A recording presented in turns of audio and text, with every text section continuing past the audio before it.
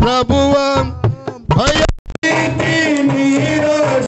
యందు నా ప్రభువా బహుగా ధైర్యంబున కొసగితివి బహుగా ధైర్యంబు నా కొసగితివి పొందితిని నేను ప్రభువా నినుడి ప్రతి శ్రేష్ఠ ఈ భువి యందు పొందితిని నేను ప్రభువా నినుడి ప్రతి శ్రేష్ఠ ఈ భువి యందు నా దేహమందు ముల్లును చితివి నా దేహమందు ముల్లును చితివి సాతానుని దూత నలుగా గొట్ట సాతానుని దూత నలుగా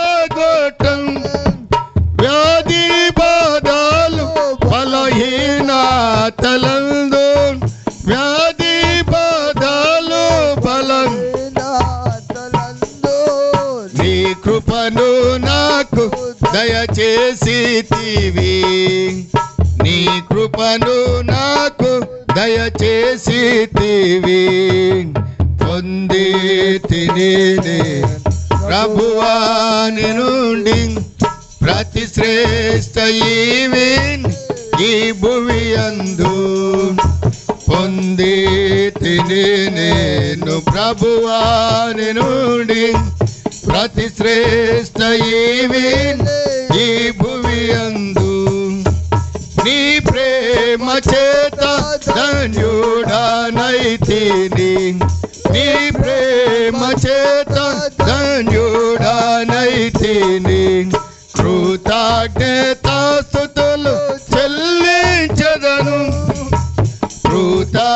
కృతజ్ఞతాస్తుతులు చెల్లించెదను కష్ట పరీక్షల యందు నా ప్రభువా కష్ట పరీక్షల యందు నా ప్రభువా జయ జీవితము నాకు నేర్పించితివి జయ జీవితము నాకు నేర్పించితివి పొందితిని ప్రభువా నినుడి ప్రతి శ్రేష్ఠ ఈ భువి యందు పొందితిని ప్రభువా నినుడి ప్రతి శ్రేష్ఠ ఈ భువి యందు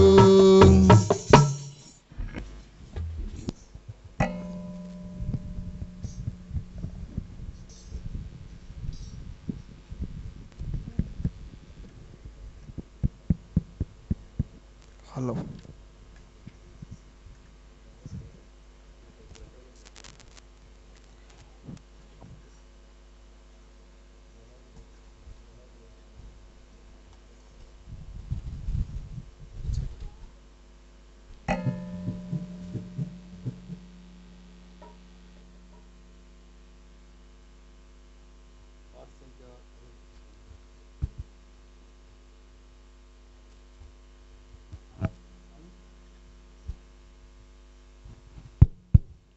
హలో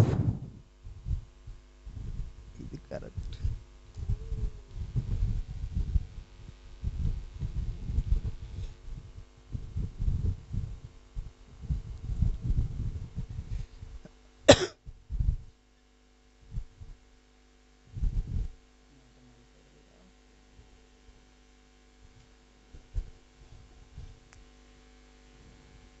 ఇంకా 250 పాత పాటల పుస్తకంలో 767 క్రొత్త పాటల పుస్తకంలో చూడాలి.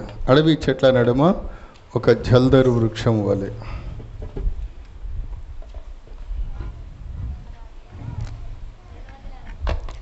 యాభై 252 నీ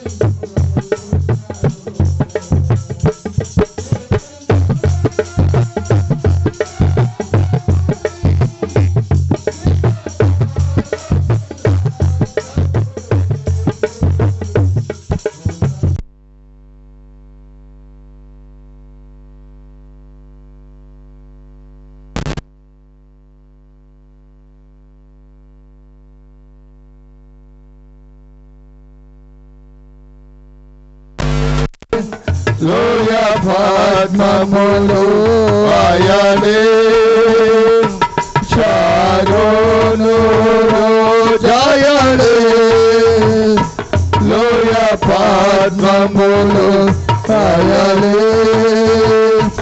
అతి పరిశుద్ధుడు ఆయనే 10,000 అతి శ్రేష్ఠుడు అతి పరిశుద్ధుడు ఆయనే 10,000 అతి శ్రేష్ఠుడు కీర్తించు ప్రభుని జీవకాలమెల్లా ప్రభు యేసుని కృతజ్ఞతతో స్తుతించెదను కృతజ్ఞతతో స్తుతించెదను పరిమళ తైలం నీలము ధన్యవాసన వ్యాపించగా పరిమళ తైలం నీలము ధన్యవాసన వ్యాపించగా నిందా శ్రమ సంకటములలో నన్ను సుగంధముగా చేయును నిందా శ్రమ సంకటములలో నన్ను సుగంధముగా చేయును కీర్తించు ప్రభుని జీవకాలమెల్లా ప్రభు యేసుని కృతజ్ఞతతో స్తుతించెదను కృతజ్ఞతతో స్తుతించెదను మనోవేదన సహించలేక సిలువ వైపు నే చూడగా మనోవేదన సహించలేక సిలువ వైపు నే చూడగా లేవనే తిననేతుకొని భయపడకు మని అంటివి లేవనే తిననేతుకొని భయపడకు మని అంటివి కీర్తించు ప్రభుని జీవకాలమెల్లా ప్రభు యేసుని కృతజ్ఞతతో స్తుతించెదను కృతజ్ఞతతో స్తుతించెదను నా త్రోవకు దీపం నీవే నా బ్రతుకుకు జీవం నీవే నా త్రోవకు దీపం నీవే నా బ్రతుకుకు జీవం నీవే నా సేవకు బలము నీవే నా ఆత్మక ధరణ నీవే నా సేవకు బలము నీవే నా ఆత్మక ధరణ నీవే కీర్తించు నా ప్రభుని జీవకాలమెల్లా ప్రభు యేసుని కృతజ్ఞతతో స్తుతించెదను కృతజ్ఞతతో స్తుతించెదను ఘనమైన నా ప్రభువా నీ రక్త ప్రభావమునా ఘనమైన నా ప్రభువా నీ రక్త ప్రభావమునా నా హృదయము కడిగితివి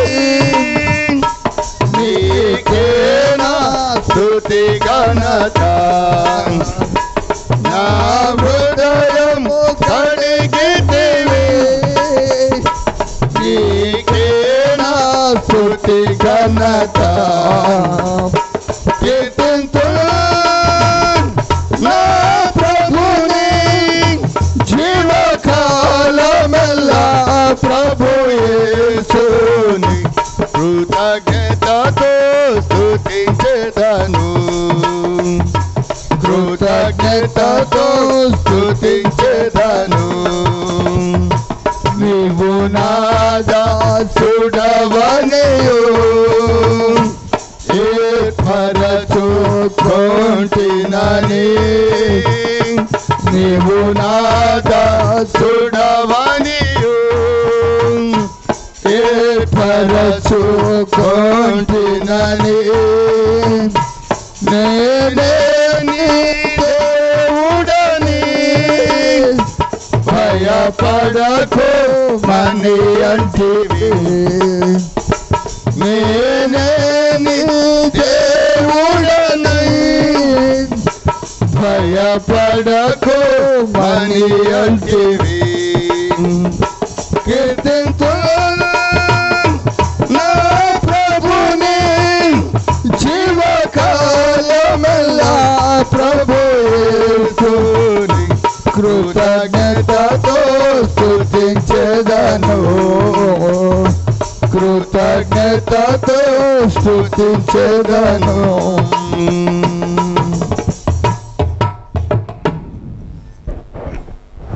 పాట సంఖ్య 346.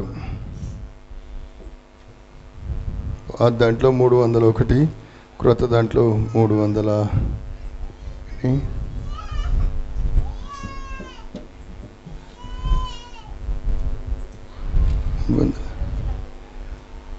దాంట్లో 349, క్రొత్త దాంట్లో 349.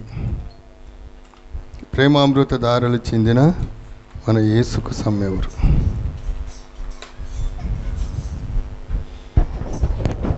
కార్యక్రమం అయిపోయింది, అక్కడ అయిపోయింది.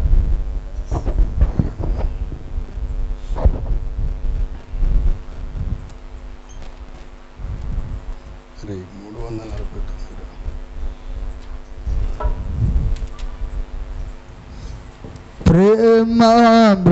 ప్రేమామృతధారలు చెందిన మన యేసుకు సమమెవరో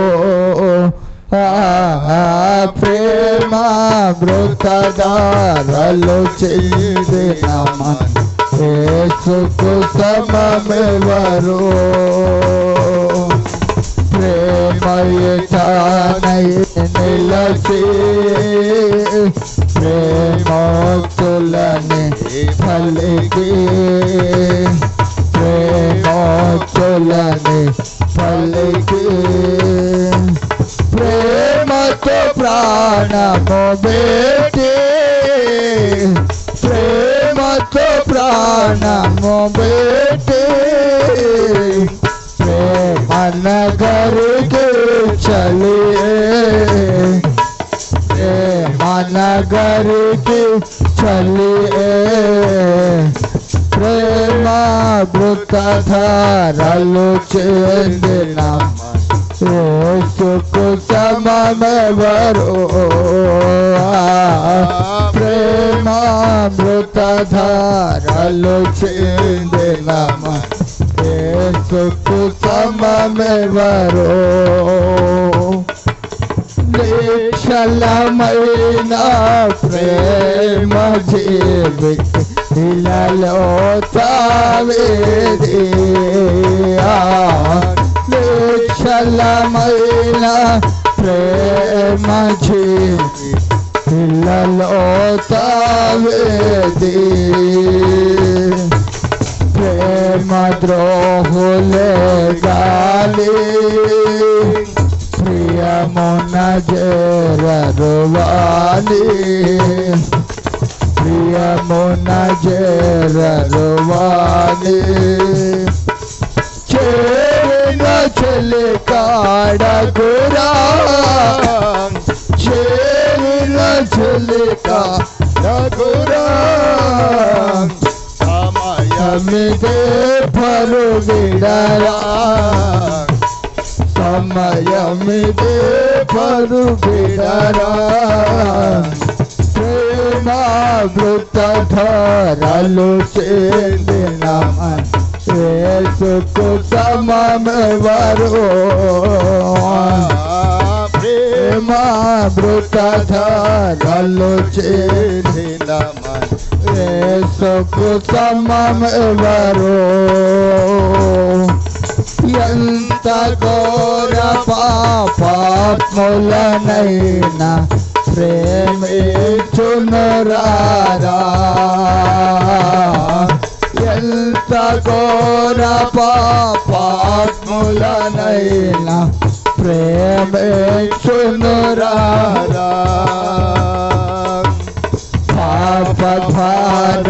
పాపభారముతోరారా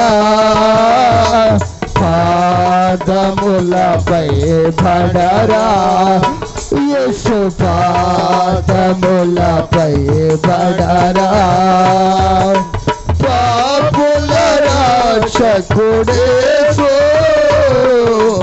పాపుల రక్షకుడేసు పాపక నిన్ను రక్షించు పాపక నిన్ను రక్షించు ప్రేమామృతధరలు చెందిన యేసుకు సమమెవరు ప్రేమామృతధరలు చెందిన మన యేసుకు సమమెవరు ఇంత గొప్ప రక్షణను నేల క్షము చేసేదవేళ ఇంత గొప్ప రక్షణను నేల క్షము చేసేదవేళ రక్షణ దినమిదియేరా క్షణమే కనుగొనరా క్షణమే కనుగొనరా ఇది దేవుని వరము ఇది దేవుని వరము ముదమారగా చేకొనుము ముదమారగా చేకొనుము ప్రేమామృతధరలు చెందిన మన యేసుకు సమమెవరు ప్రేమామృతధరలు చెందిన మన యేసుకు సమమెవరు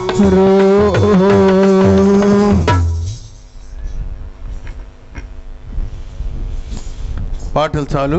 దేవుని యొక్క పరిశుద్ధ గ్రంథమైన బైబిల్ నుండి ఒక వచనాన్ని చదివి క్లుప్తంగా దేవుని యొక్క వాక్యాన్ని ధ్యానిస్తాం. వాక్యాన్ని ధ్యానించే ముందు బైబిల్ కోరస్ పాడతాం.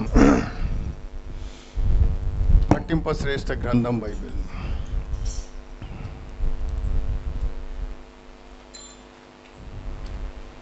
పఠింప శ్రేష్ఠ గ్రంథము బైబిల్ పఠింప శ్రేష్ఠ గ్రంథము బైబిల్ అనుదినము పఠించిన ప్రేమతోడ నడుపును ఓ పఠింప శ్రేష్ఠ గ్రంథము బైబిల్. రండి మనం కొద్దిసేపు క్లుప్తంగా దేవుని యొక్క వాక్యాన్ని మనం ధ్యానిస్తాం. ఇది పెట్టుకుంటాం పెట్టుకుంటాం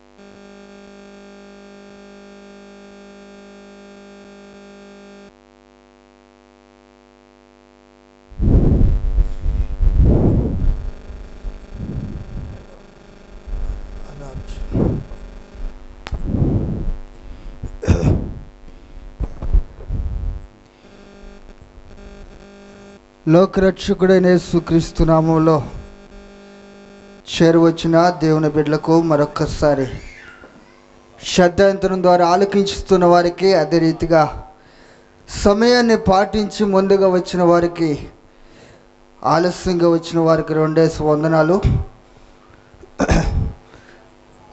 సుదీర్ఘ సమయము మాట్లాడేంత ఓపిక నాకు లేదు. ఎందుకంటే ఉదయకాలం 9:30కు పోయి ఇందాక 6:30కు వచ్చాను. ఈ దినమంతా ఒక ప్రాంతంలో పిల్లల కార్యక్రమంలో పాల్గొనడానికి దేవుడు కృప చూపించాడు. దేవుని మహాకృపను బట్టి ఈ కుటుంబం ఎలా దేవుడు ఎన్నో మేళ్ళు ఉపకారాలు చేస్తూ వచ్చాడు. గతించిన దినాల్లో ఈ కుటుంబంలో దేవుడు చేసినటువంటి అద్భుతమైన కార్యాలు కంటికి కనబడలేదు, చెవికి వినబడలేదు, మనిషి హృదయానికి గోచరం కాలేదని బైబిల్ గ్రంథంలో దేవుడు రాసినట్లుగా ఈ కుటుంబం ఎలా దేవుడు ఎన్నో ఉపకారాలు చేస్తూ వచ్చాడు. ఈ కుటుంబాన్ని అద్భుతంగా దేవుడు రక్షించడం మాత్రమే కాకుండా ఈ కుటుంబంలో దేవుని యొక్క సేవకులను దేవుడు సిద్ధపరిచి కుటుంబాన్ని దేవుడు ఆశీర్వదిస్తూ వచ్చాడు. ఈ కుటుంబానికి దేవుడు చేసినటువంటి ఉపకారాలన్నింటిని బట్టి ఈ రీతిగా కృతజ్ఞత కోరిక కలిగి ఉండడానికి దేవుడు వారికి ఇచ్చిన మంచి ఆలోచన. వాస్తవానికి 2 వారాలు పోస్ట్ పోన్ అయింది. ఇది దేవుని అనుకూలము కనుక, దేవుని ఏర్పాటు కనుక దేవుడు ఈ రీతిగా మరలా ఈ రీతిగా రాగలుగుటకు దేవుడి కుటుంబంలో చేసిన మేళ్లకు దేవునికి ఎంతో వందనస్తులమై ఉన్నాం. కొద్ది నిమిషాలు దేవుని మాటలు మనం జ్ఞాపకం చేసుకుంటాం. గృహాలు ఎలా ఉండాలో, ఎలాంటి వారి గృహాలు ఎలా ఉంటాయో ఒక్క 3 మాటలు, ముచ్చటగా 3 మాటలు చెప్పి ముగిస్తాను. కీర్తన గ్రంథము 91వ అధ్యాయము.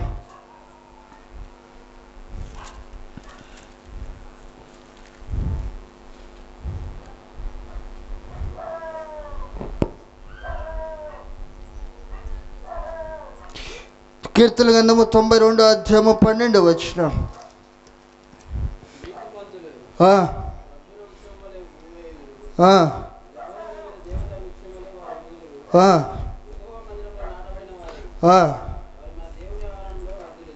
చాలు. బైబిల్ గ్రంథంలో మనం చూస్తే పరిశుద్ధాత్మ దేవుడు అతి స్పష్టంగా, అతి సుదీర్ఘంగా ఒక వ్యక్తి యొక్క జీవితాన్ని ఎత్తి చూపిస్తూ మాట్లాడుతూ ఉన్నాడు. బైబిల్ గ్రంథంలో దేవుని యొక్క వాక్యము సెలవిచ్చినటువంటి మాట, లోకరీతిగా మనం చూస్తే డబ్బున్నవారు, మంచి గొప్పవారు వర్ధిల్లుతున్నారు అని మనం అనుకుంటాం. మంచి మేడ మిద్దలు కట్టుకున్నవాడు, మంచి ఐశ్వర్యవంతుని చూసి వాడు భలే ఆశీర్వదించబడ్డాడండి అనుకుంటాం. మంచి చదువుకున్న వాడిని చూసి భలే విద్యావంతుడండి అనుకుంటాం. మంచి పేరున్న చూసి భలే పేరుగాయించాడండి, ఈ ఊరిని శాసిస్తున్నాడు, ఈ మహామేధావి అనుకుంటాం. అయితే బైబిల్ గ్రంథంలో బైబిల్ స్పష్టంగా చెప్తా ఉంది, ఎవరు నీతిమంతులు, ఎవరు ఆశీర్వదించబడినవారు అని అంటే బైబిల్ గ్రంథంలో నీతిమంతులు. వాస్తవానికి మనం ఆలోచిస్తే నీతిమంతులు ఉన్నారా అంటే మన కోణంలో ఆలోచిస్తే అంత అవినీతి కనబడుతోంది భూమి మీద. అంతా పాపం విస్తరించినటువంటి దినాల్లో మనం ఉన్నాం. ఎక్కడ చూసినా ఒకళ్ళకొకళ్ళకి సరైనటువంటి సంబంధాలు లేకుండా ఎవరి ఇష్టానుసారంగా వాళ్ళు బ్రతుకుతున్న ఈ దినాల్లో మనం ఉన్నాం. అయితే బైబిల్ గ్రంథం చెప్తూ ఉంది, నీతిమంతులు ఉన్నారు, నీతిమంతులు ఉన్నారు. నీతిమంతులు ఏ విధంగా ఆశీర్వదించబడతారని బైబిల్ గ్రంథం చెప్తూ ఉందంటే, వారు ఖర్జూర వృక్షం వలె మోవ వేస్తారు. వారి జీవితంలో వారికి ఓటమి కానీ, ఎండిపోయిన స్థితి కానీ, నీతిమంతుల యొక్క జీవితంలో వాడబడినటువంటి జీవితం కానీ ఉండదు అని రాయబడుతూ వచ్చింది. వారు నానాటికి ఫలాభివృద్ధి నొందుతారు. వారు ఎక్కడ నాటబడతారట? దేవుని మందిరములో నాటబడిన వారే పచ్చని ఒలివ చెట్టు వలె ఉంటారు. ఈ రోజున నీ జీవితంలో నీవు దేవుని ద్వారా ఆశీర్వదించబడాలి అనుకుంటే, లేక నీవు ఆశీర్వదించబడిన వ్యక్తిగా నువ్వు తీర్చిదిద్దబడాలి అనుకుంటే, నీవు ఆశీర్వదించబడినటువంటి వ్యక్తిగా ప్రపంచానికి కనబడుతున్నాను, నాకంటే గొప్పవాడు ఈ ఊరిలో కానీ, ఈ దేశంలో కానీ, ఈ ప్రాంతంలో నా అంత పేరు గాయించిన వాడు లేడనుకుంటావు. అది ఎంత మాత్రము ఆశీర్వాదం కాదు. నీతిమంతుడు ఎవరైతే యేసుక్రీస్తు రక్తము చేత, ఎవరైతే యేసుక్రీస్తు వారి ద్వారా నీతిమంతులని సాక్ష్యాన్ని పొందుతారో, ఎవరైతే యేసుక్రీస్తు రక్తము ద్వారా వారి పాపాలు పరిహరించబడతాయో, ఎవరైతే యేసుక్రీస్తు వారి ద్వారా వారి పేర్లను జీవగ్రంథములో రాయించుకుంటారో, వాడే నిజమైన నీతిమంతుడు, వాడే నిజమైనటువంటి ఆశీర్వదించబడినవాడు, వారే నిజమైనటువంటి ఆశీర్వాద కారకులు. ఆ రీతిగా దేవుడి కుటుంబాన్ని చేశాడు. ఆ రీతిగా దేవుడి కుటుంబంలో, దేవుని మందిరములో నాటబడినటువంటి వ్యక్తులుగా దేవుడు చేస్తూ వచ్చాడు. ప్రేమైన సహోదరుడా, ఈరోజు నీవు అనుకుంటావేమో, నేను బాగానే ఉన్నాను, నాకే బలహీనత లేదు, నాకే ఎలాంటి లోపం లేదనుకుంటావు. నీకున్నది ఒక లోపం, పాపం అనే లోపముతో మనిషి జీవిస్తూ ఉన్నాడు. పైకి మాత్రం మంచిగా అందంగా కనపడుతున్నాడు, పైకి మాత్రం మంచి తెలివితేటలతో ఊరేగుతూ ఉన్నాడు. అంతరంగం స్థితులు చూస్తే ప్రతి ఒక్కరి జీవితం పాపము ఏలుతూ ఉంది. అందుకే యోహాను సువార్త 3:16 దేవుడు అంటున్నాడు, యోహాను సువార్త 3:16 దేవుడు లోకమును ఎంతో ప్రేమించుడు, కాగా ఆయన తన అద్వితీయ కుమారుడిగా పుట్టిన విశ్వాసముంచు ప్రతివాడు నశింపక నిత్య జీవం పొందినట్లు ఆయనను అనుగ్రహించాడు. ఎవరైతే యేసుక్రీస్తు వారి ద్వారా విశ్వాసం ఉంచుతారో వారు నశించరు. ఎవరైతే యేసుక్రీస్తు వారి యందు విశ్వాసము కలిగి బ్రతుకుతారో వారు ఎలాంటి పరిస్థితుల అపజయము ఉండదు అన్న సంగతి వాస్తవం. నీతిమంతుడిగా తీర్చబడితే, నీతిమంతుడిగా నీ జీవితం మార్చబడిందని బైబిల్ నీ గురించి చెప్పగలిగితే, నీవు నిజంగా దేవుని మందిరములో పచ్చని ఒలివ చెట్టు వలె నాటబడిన వాడవై ఉంటే నీ జీవితం ఆశీర్వాదకరమైంది. ప్రేమైన సహోదరుడా, బైబిల్ గ్రంథంలో ఒక వ్యక్తిని గురించి పరిశుద్ధాత్మ దేవుడు అంటున్నాడు. ఆదికాండము 8వ అధ్యాయము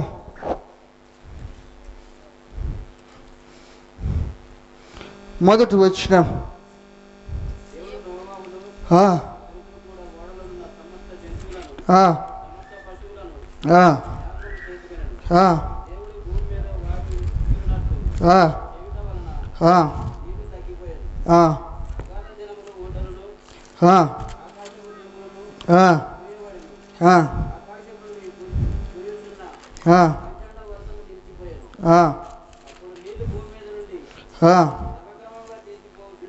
చాలు. నీతిమంతుడిగా ఉన్నటువంటి వ్యక్తికి జరిగేటువంటి ఆశీర్వాదం ఏంటో తెలుసా? శాపము నుండి తప్పించబడతాడు. నీతిమంతుడిగా ఉన్నటువంటి వ్యక్తికి కలిగే ఆశీర్వాదం, రాబోతున్నటువంటి ఉగ్రత నుండి మనిషి తప్పించుకుంటాడు. బైబిల్లో దేవుడు నోవహుతో అన్నాడు, నోవహు, ఈ తరము వారిలో నీవే నా ఎదుట నీతిమంతుడిగా ఉండుట చూచితిని గనుక నీవు నీ ఇంటి వారు నశించకుండా నీ ఇంటి వారు అందరూ రక్షించబడేటట్లు ఓడను సిద్ధం చేసుకో. భూమి మీదకి జల ప్రళయం రాబోతూ ఉంది, నేను ఈ భూమిని నాశనం చేయబోతున్నా అని చెప్పినప్పుడు ఆ వ్యక్తి దేవుని మాటను సరసావహించిన వాడై దేవుని యొక్క మాటకు తలంచి ఓడను సిద్ధం చేసుకొని రాబోతున్నటువంటి విపత్తు నుండి, రాబోతున్నటువంటి నిత్యమైనటువంటి శాపము నుండి అతని కుటుంబం తప్పించబడింది. అతని ద్వారా దేవుడు ఒక మంచి సంతతిని మరలా భూమి మీదకి తెచ్చాడు. ప్రియమైన సహోదరుడా, నీవనుకుంటావేమో తెలియకల్లవాడినని. ఎవడో తెలుసా నిజమైన భక్తుడు? ఎవడో తెలుసా నిజమైనటువంటి దేవుని ఎరిగిన వాడు? ఎవడైతే దేవుని ఉగ్రత నుండి తప్పించుకుంటాడో, ఎవడైతే దేవుని ద్వారా మంచి సాక్ష్యాన్ని కలిగి జీవిస్తారో వారే నిజమైన నీతిమంతులు. ఎవరైతే నాశనము నుండి, ఎవరైతే నిత్యమైన పాతాళము నుండి తప్పించుకొని జీవ గ్రంథమందు వారి పేర్లు రాయించుకుంటాడో వాడు నిజమైన నీతిమంతుడు. ఆ నీతిమంతుని జాబితాలో నోవాహు చేర్చబడ్డాడు. ఆ నీతిమంతుని జాబితాలో అతని కుటుంబము, అతని పిల్లలు, అతని సంతతి చేర్చబడింది. శాపం నుండి తప్పించుకున్నాడు. ఇంకా నీతిమంతుని కలిగే ఆశీర్వాదాలు. సామెతల గ్రంథము 10:30. సామెతలు 10:30.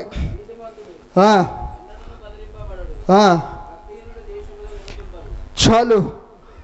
ప్రియమైన సహోదరుడా, నీవు దేవుని ద్వారా నీతిమంతుడుగా తీర్చబడితే నీవు కదిలించబడవు.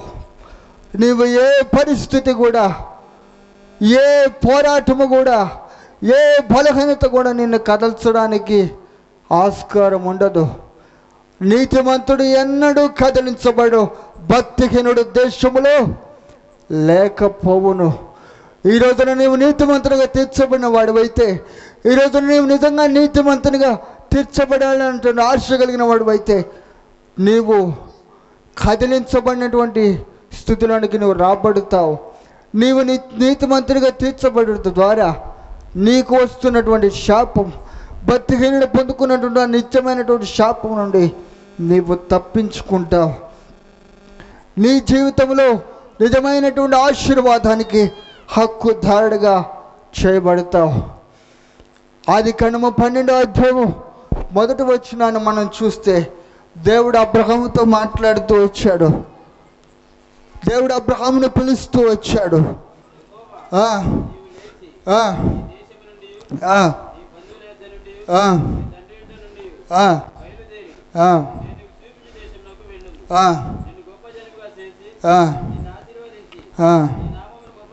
చాలు. ఎవడైతే నీతిమంతుడిగా తీర్చబడతాడో ఈ యొక్క జాబితాలోనికి రాబడతావు. ఎవడైతే యేసుక్రీస్తు మాట అంగీకరిస్తాడో, అబ్రహాము దేవుని ద్వారా పిలువబడుతూ వచ్చినాడు. అబ్రహాము దేవుని ద్వారా ఒక ఆజ్ఞను పొందుకున్నాడు. అబ్రహమా, నువ్వు లేచి నీ దేశాన్ని, నీ తండ్రి ఇంటి, నిన్నుకున్న సమస్తాన్ని విడిచిపెట్టు, నిన్ను గొప్ప జనంగా చేస్తానని అంటే వెంటనే అబ్రహాము శిరస వహించి లేచి ఒక తెలియని ప్రాంతానికి పోయినాడు. తెలియనటువంటి స్థలానికి దేవుడు పంపిస్తే పోయినాడు. అందుకే అబ్రహాము దేవుణ్ణి నమ్మిను, అది అతనికి నీతిగా ఎంచబడెను. నీవు దేవుణ్ణి నమ్మితే నీవు నీతిమంతుడిగా తీర్చబడతావు. నీవు దేవుణ్ణి నమ్మితే అసాధ్యమైనటువంటి నీ జీవితంలో సాధ్యమవుతాయి. దేవుడు అబ్రహామును దేవుణ్ణి నమ్ముట ద్వారా నీతిమంతునిగా తీర్చబడ్డాడు. అంతేకాదు, తరతరాలకు ఆశీర్వాదకరమైనటువంటి వ్యక్తిగా దేవుడు అతన్ని ఆశీర్వదించాడు. ప్రియమైన సహోదరుడా, నేను నీతిమంతునని నాకే పాప పుణ్యం తెలియదండి, నేను ఎవరిని దోచుకోలేదండి అనుకుంటావు. కానీ బైబిల్ చెబుతూ ఉంది, పాపములోనే నా తండ్రి నన్ను గర్భము ధరించను అని కీర్తనకారుడైనటువంటి బైబిల్ దావీదు చెబుతూ ఉన్నాడు. మనిషి జీవితం జన్మతో సహా పాపముతోనే పుడుతూ వచ్చినాడు. అలాంటి పాపిని రక్షించడానికి దేవుడు ఈ భూమి మీదకి వచ్చాడు. అలాంటి వ్యక్తిని నీతిమంతునిగా తీర్చడానికి దేవుడు ఒక సంకల్పానుసారంగా నీతిమంతుని జాబితాలో చేర్చడానికి దేవుడు కోరుకున్నాడు. యోబుని గురించి దేవుడు సాక్ష్యం ఇచ్చాడు. యోబు గ్రంథము 1వ అధ్యాయము 1వ వచనంలో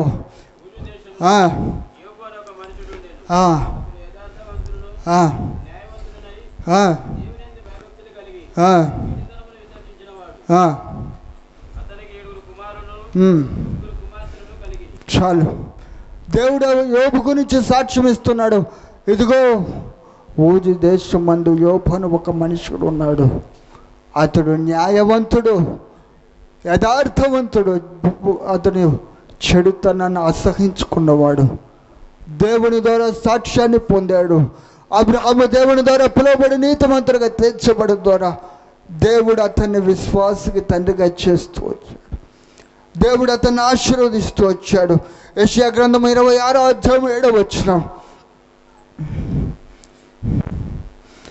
యెషయా గ్రంథము 26:7.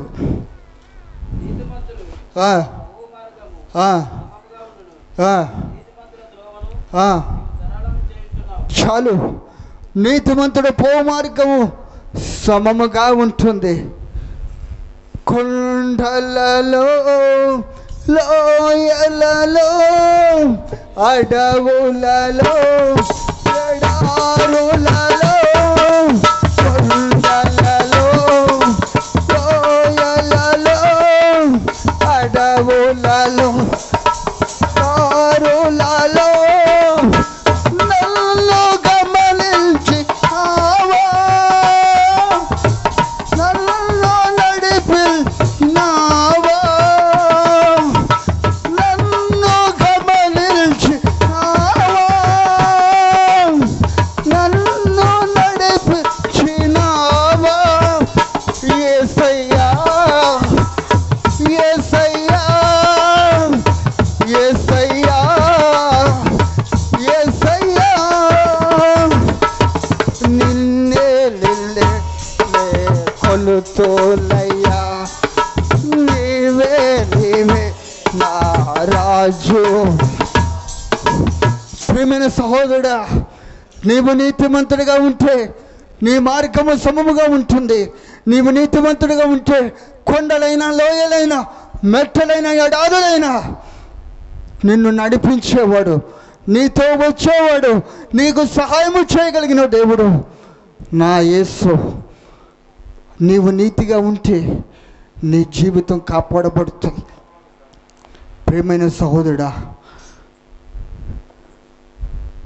ఈరోజు నీ కుటుంబం, ఈరోజు నీ శబ్దాంతరం వింటున్న నీవు నిజంగా నీతిమంతుడివేనా? నిజంగా నీతిమంతుని జాబితాలో నీవు చేర్చబడ్డావా?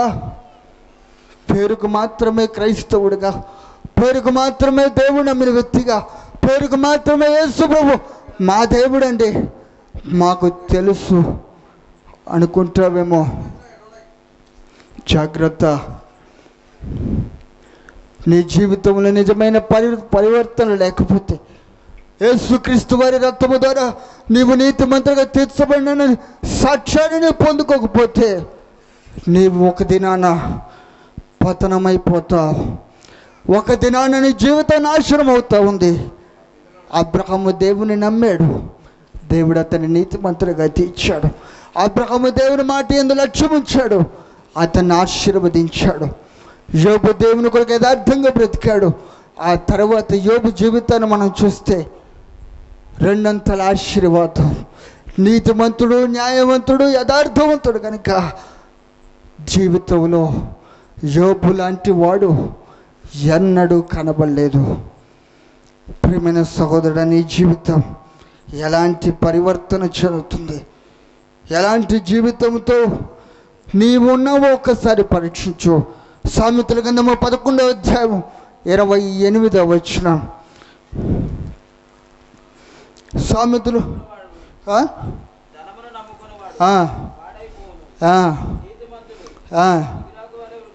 చాలు. డబ్బు కోసము, ధనము కోసము పరిగెత్తుతున్నావా? దాన్ని నమ్ముకో మాకు, అది నిన్ను పాడు చేస్తుంది. నీవు నీతిగా యథార్థంగా బ్రతుకు దేవుని కొరకు, నీవు నీతిగా యథార్థంగా దేవుని కొరకు కొన్ని శ్రమల భూమి మీద అనుభవించు. అది నిన్ను వర్ధల చేస్తుంది, అది నిన్ను ఆశీర్వదిస్తుంది, అది నిన్ను అనేకులకు పరిచయం చేస్తుంది. ధనమున్నదని నీవు బ్రతికిన కానీ, డబ్బుతో కాలాన్ని గడిపిన కానీ, ధనమున్నదని నీవు బ్రతికిన గాలి, డబ్బుతో కాలాన్ని గడిపిన గాలి, ధనము నిన్ను రక్షించ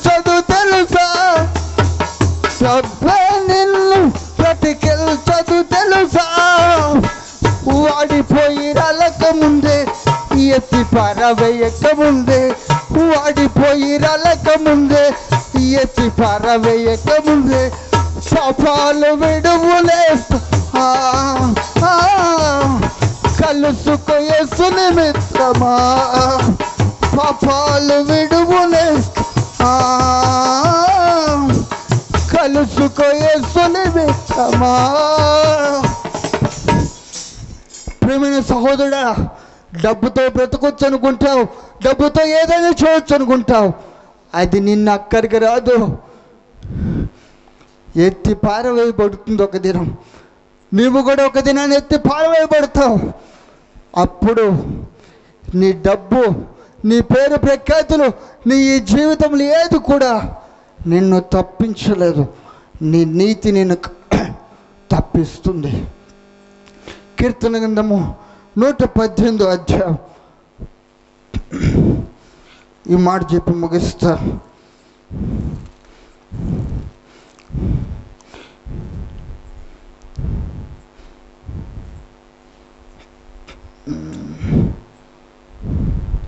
పదిహేను వచనం.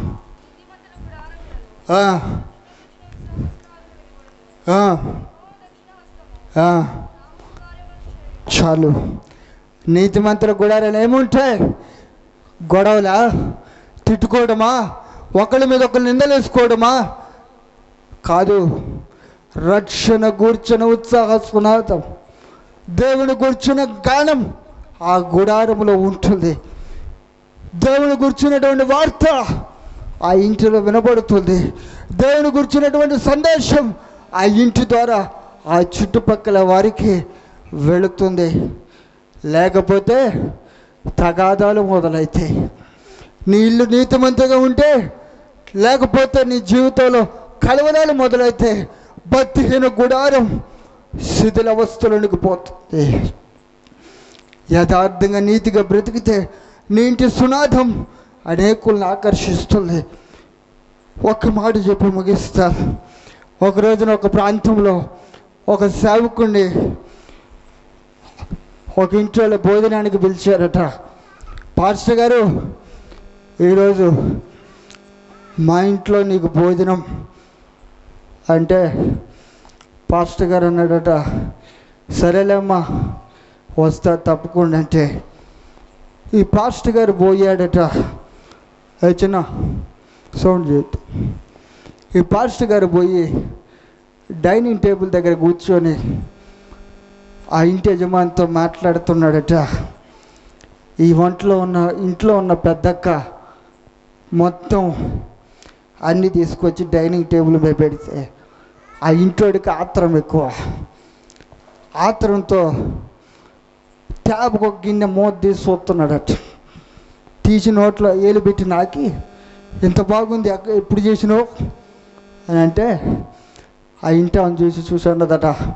మొద నష్టపోడా, పనికిమాలోడా, కడుపుకి ఆత్రం ఆగట్లేదా, పెట్టుకొని తినదా కూడా ఆగట్లేదా, ఆగరాదు అన్నదట. మళ్ళీ కొద్దిసేపు తర్వాత ఏదో పచ్చడి తీసుకొచ్చి పెడితే, అబ్బా నిన్న మొన్న చేసిన దానికంటే ఈరోజు ఇంకా బాగుంది అన్నదట. అనేసరికి ఏమకు బీపీ 200 పెరిగిందట. ఆ మాట వినగానే వంటగదిలో పోయేదలట తిరిగి, పనికిమాలోడా, నాకు చేత కాకపోతే ఇంటి పని మనిషితో చేయించారు ఆ కూర పచ్చడా, నిన్న మొన్న నేను చేయించిందేమో నీకు రుచి దొరకలే, ఇక నేను ఆ పని మనిషితో చేపిస్తే నీకు రుచి దొరికిందా, నాకు తెలుసు నేను సంగతాలు చెప్పి ఆ అన్నం కూర గిన్నె తీసిపోతూ ఆయన ఎత్తుమే కొట్టిందట. కొట్టిన తర్వాత పాప ఈ పాస్టర్ గారు అట్టే చూస్తున్నాడు. ఏం చేస్తాడు, ఏం చేయలేడు. ఆమె పోయి ఒక గదిలో పోయి డామ్ను తలిపేసుకుని ఆమె పడుకుంది. ఈయన పోయి ఒక గదిలో పడుకున్నాడు. పిలిచిన ఆయన సంగతి ఏం కావాలా, పోయి ఈయన ఉసూరమంటూ పోయి, ఇదేం కర్మరా దేవుడా, ఎండలో పడి ఆకలయ్యి పిలిచారు కదా నువ్వు వచ్చినందుకు, నాకేంది పనిష్మెంట్ అని చెప్పి పోయి సోఫాలో కూర్చోలే కొద్దిసేపు చూసినాడట. చూసిన తర్వాత పిల్లగాళ్ళని పిలిచి, అమ్మ పోయి మీ అమ్మని లేపండి అమ్మ అంటే, పోయి మమ్మీ మమ్మీ పాస్టర్ అంకులు పిలుస్తున్నాడు. వదరు, పాస్టర్ గారు లేడు, ఎవరు లేడు, పోయి మీ నాన్నకి చెప్పాడు. ఆయన కాడికి పోయి, డాడీ డాడీ అంకుల్ వచ్చి కూర్చున్నాడు డాడీ, ఆకలి అవుతుందంట డాడీ అంటే, పోయి మీ అమ్మకు చెప్పు. అలా ఇద్దరు ఆయన మీదేనా ఏం మీద ఇద్దరు చెప్పుకోలే. 2 గంటలు, సాయంత్రం 2 గంటల వరకు ఎవ్వరూ తలుపు తీయలే. పాపం ఈయన అయ్యగారు అలాగనే బెక్క మొహం వేసుకోలే, కళ్ళు మూసుకుంటూ ఊగుతూ వెనక్కి ఊగుతూ వాక్యం వినాలో వద్దన్నట్టుగా మనం ఎట్టు ఊగుతున్నామో ఆయన కూడా అట్టే ఊక్కుంటూ కూర్చున్న తర్వాత దేవుడు అన్నాడట, నిన్ను ఇక్కడికి ఎవరు రమ్మన్నారా? మరణమున్న ఇంట్లో ఎవడైనా భోజనం చేస్తాడా? ఇంట్లో నాకు స్థానం లేదు, ఇంట్లో నాకు సరైనటువంటి ప్రిఫరెన్స్, నాకు ఇవ్వాల్సిన స్థానం లేదు. ఇల్లు ఎప్పుడు కలవరాలు, ఇంట్లో ఎప్పుడు అసమాధానం, ఇంట్లో ఎప్పుడు గొడవలు.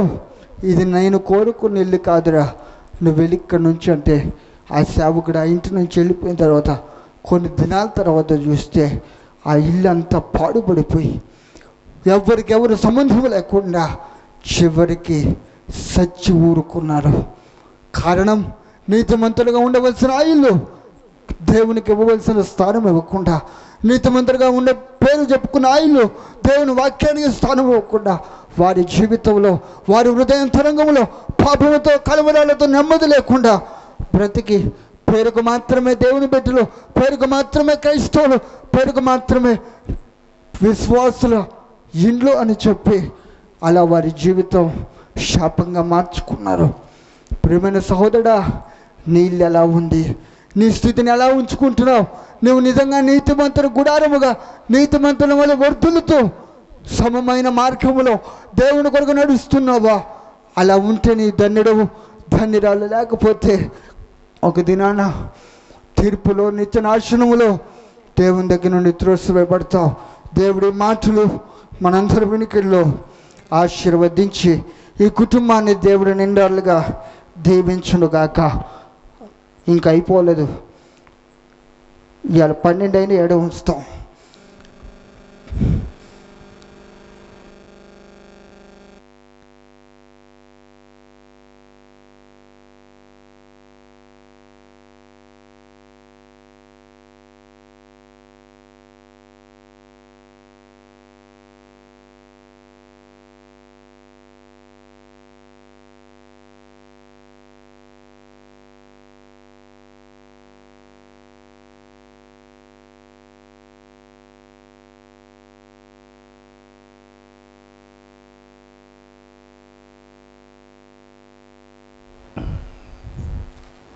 ప్రేమ కలిగిన తండ్రి, మీరు చూపిన కృపలన్నింటిని బట్టి స్తోత్రాలు.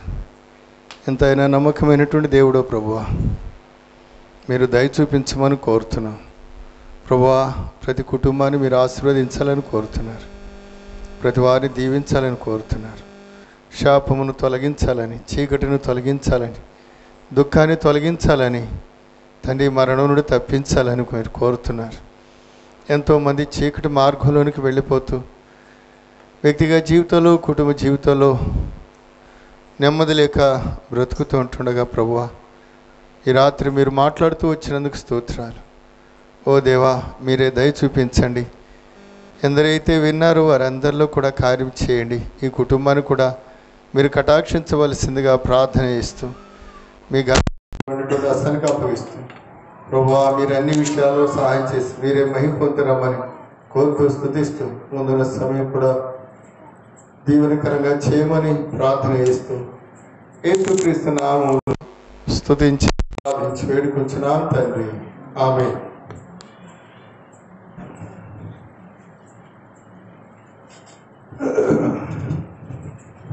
దాదాపు 9 అయింది, చాలు అనుకుంటున్నాను. ఒక మాట చదువుతా. 20 గ్రంథం 31వ అధ్యాయము 3వ వచనం. చాలా కాలం క్రిందట యెహోవా నాకు ప్రత్యక్షమై ఇట్లనెను, శాశ్వతమైన ప్రేమతో నేను ప్రేమించున్నాను గనుక నీ విడువకని ఎడల కృప చూపుచున్నాను. దేవుడు తన ప్రవక్త అయినటువంటి ఇర్మియా ద్వారా ఆ దేశ ప్రజలకు, ఈ ప్రపంచానికి ఒక మంచి మాటను దేవుడు జ్ఞాపకం చేస్తూ ఉన్నాడు. ఇందాక బిడ్డడు చెబుతూ వచ్చినాడు, దేవుడు లోకమును ఎంతో ప్రేమించను. దేవుడు అంటే ప్రేమ అనుంది బైబిల్లో. ప్రేమ ఏం చేస్తుంది? త్యాగం చేస్తూ ఉంది. దానికి నిదర్శనమే నువ్వు ఇష్టపడినా ఇష్టపడకపోయినా, నువ్వు అవునన్నా కాదన్నా, దేవుడు నేను మాత్రం ప్రేమిస్తానే వచ్చాడు. ఈ రోజు వరకు కూడా నువ్వు బ్రతికున్నావంటే గుర్తుపెట్టుకో, నీకు తెలియకపోయినా దేవుడు నిన్ను కాపాడుతూ వచ్చినాడు. అది ఏమని ప్రేమ అని చెప్తున్నాడు? శాశ్వతమైన ప్రేమ. ఈ భూమి మీద శాశ్వతంగా ప్రేమించే వాళ్ళు ఒక్కళ్ళు కూడా లేరు. మనకు తెలుసు, మీరు అనుభవిస్తున్నారు కూడా. కొంతకాలం కలిసి ఉంటే కొంతకాలం ఏం చేయరు, కలిసి ఉండరు. కొంతకాలం ఘనపరిస్తే కొంతకాలం తృణీకరిస్తారు. కొంతకాలం చేరదీస్తే కొంతకాలం ఎడం చేస్తూ ఉంటారు. ఇది ఎలాంటిది అంటే మానవ ప్రేమ. ఇది మానవ ప్రేమ. దేవుని ప్రేమ నువ్వు ఏ స్థితిలో ఉన్నా ఏం చేస్తుంది? ప్రేమిస్తూనే ఉంది. ఇంకా ఒక వ్యక్తి పోతూ దారిలో పోతూ ఒక గోడ వైపు చూస్తూ వస్తే అక్కడ ఒక సిలువ దృశ్యం వేస్తుందంట. ఒక పోస్టల్ అంటించి ఆ సిలువ దృశ్యాన్ని ఆ పోస్టర్లో అంటించారు. అక్కడ ఒక మాట రాస్తున్నాడు. ఏమనంటే, ఈ సిలువ నీ కొరకే, నీ పాప పరిహారం కొరకే నేను సిలువేయబడ్డాను. ఆ మాట ఒక్కటి తాకిందంట తన్ని. అరే, నేను ఇంత దుర్మార్గునిగా ఉన్నాను, దొంగగా ఉన్నాను, హంతకునిగా ఉన్నాను, కనుక కోనేకోరుగా ఉన్నాను, మోసగానిగా ఉన్నాను, కనుక అనేకులను మోసం చేస్తూ వచ్చినాను, నన్ను నమ్మిన వారిని కూడా మోసం చేస్తూ వచ్చినాను, నా కొరకు కూడా ఈ వ్యక్తి సిలువేయబడుతూ వచ్చినాడా అంటే ఆత్మదేవుడు మాట్లాడుతున్నాడు. అవును. మనం 3వ పాట పాడినాం. ఎంత ఘోర పాపాత్ములనైనా ప్రేమించునురారా, ఎంత ఘోర పాపాత్ములనైనా ప్రేమించునురారా, పాప భారముతో రారా, పాదములపై పడరా, యేసు పాదములపై పడరా, పాపుల రక్షకుడేసు, పాపుల రక్షకుడేసు, తప్పక నిన్ను రక్షించు, తప్పక నిన్ను రక్షించు, ప్రేమ వృథధారలు చేసినాయి, యేసుకు సమమెవరు, ప్రేమ వృథధారలు చేసినామన్, యేసుకు సమమెవరు. ఎవరంట? ఈ ప్రేమామృత ధారలు చెందిన యేసుకు ఈ లోకంలో సమము ఎవరు లేరు. ఆయనకు సరిపోయిన వారు ఎవరూ లేరని ఆ రచయిత రాస్తూ వచ్చినాడు, పాడుతూ వచ్చినాడు. ఎందుకు అంటే ఆయన ఆ ప్రేమను తెలుసుకున్నాడు. ఇంత దొంగగా ఉన్నాను, అంతకునిగా ఉన్నాను, కనుక మోసగానిగా ఉన్నాను, వేషధారిగా ఉన్నాను, వ్యభిచారిగా ఉన్నాను, కనుక ఎంతో భయంకరమైనటువంటి స్థితిలో దేవునికి వ్యతిరేకంగా నేను జీవిస్తూ వచ్చినాను, అయినా నా కొరకు కూడా ఆయన ప్రాణం పెట్టాడా అంటే అక్కడ కింద కొన్ని ఒక రిఫరెన్స్ వేసి అక్కడ ఆ రిఫరెన్స్ మొత్తం రాసినాడంట. ఏమని? పాపులను రక్షించుటకు క్రీస్తు యేసు లోకమునకు వచ్చిన వాక్యము నమ్మదగినది. దేవుడు దేనికి వచ్చాడు? పాపులను రక్షించడానికి వచ్చినాడు. ఈ భూమి మీద జన్మించిన ప్రతి మానవుడు పాపే. యేసు ప్రభు యొక్క జన్మలో ఏ పాపం లేదు, ఆయన జీవితంలో కూడా పాపం లేదు, తర్వాత ఆయన మరణంలో కూడా పాపం లేదు. యేసు ప్రభువును పట్టుకున్నప్పుడు, సిలువ వేసినప్పుడు ఒక వ్యక్తి చెప్తున్నాడు, ఆయన మొట్టమొదటి మాట మాట్లాడుతూ వచ్చినప్పుడు, తండ్రి వీరేమి చేస్తున్నారో వీరెరు కనుక వీరిని ఏం చెయ్యి, క్షమించు అంటే, ఆ సిలువ వేసేటప్పుడు దూషించి అవమానించి ఉమ్మివేసినటువంటి వ్యక్తి, ఇద్దరు దొంగలు ఉన్నారు రెండు వైపులా, ఆ కుడివైపున ఉన్నవాడు అంటాడు, కనుక ఈయనలో ఏ పాపం లేదు, మనమైతే పాపం చేస్తూ వచ్చాం, మనకి శిక్ష తగు, ఈయనలో ఏ శిక్షకు తగిన ఏ దోషము లేదు, ఎవరైనా ఏ దోషము లేనటువంటి వాడు, యేసుప్రభు అన్నాడు, నాలో పాపం ఉన్నదని మీలో ఎవడు స్థాపించగలడు? ప్రియ సహోదరి సహోదరుడా, ఈ యొక్క రావినూతల గ్రామంలో ఉన్నటువంటి ప్రజలరా, దేవుని బిడ్డలరా, మనల్ని అందరినీ దేవుడే సృజిస్తూ వచ్చినాడు. మనందరం దేవుని పిల్లలమే. ఆయన మాట వినకపోతే రేపు తృణీకరించబడతావు, శిక్షకు గురైపోతావు, ఆయనకు దూరమైపోతావు.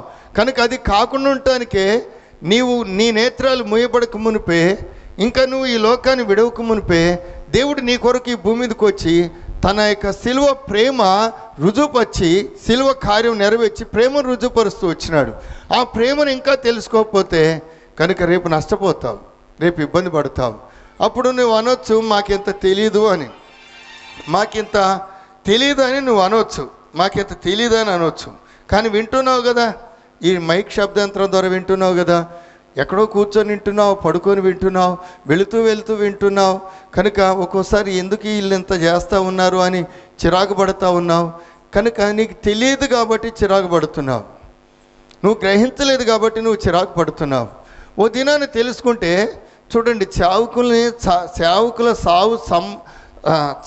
సేవకులు చచ్చిపోవటానికి సమ్మతించిన సౌలనేటుడు ఒక వ్యక్తి కనుక సంఘాన్ని హింసించి, సంఘం లేకుండా, దేవుని పిల్లలు లేకుండా, బైబిల్ పట్టుకునేవారు లేకుండా చేయాలన్నటువంటి మన భాషలో ఒక నిర్ణయం, ఒక కంకణం కట్టుకున్నట్టుగా ఆ తీర్మానంతో వెళ్తున్నప్పుడు దేవుడు అతన్ని దర్శించినాడు. సౌలా సౌలా, మునుకోలలకు ఎదురుతనుట నీ వలన ఏమవుతుంది?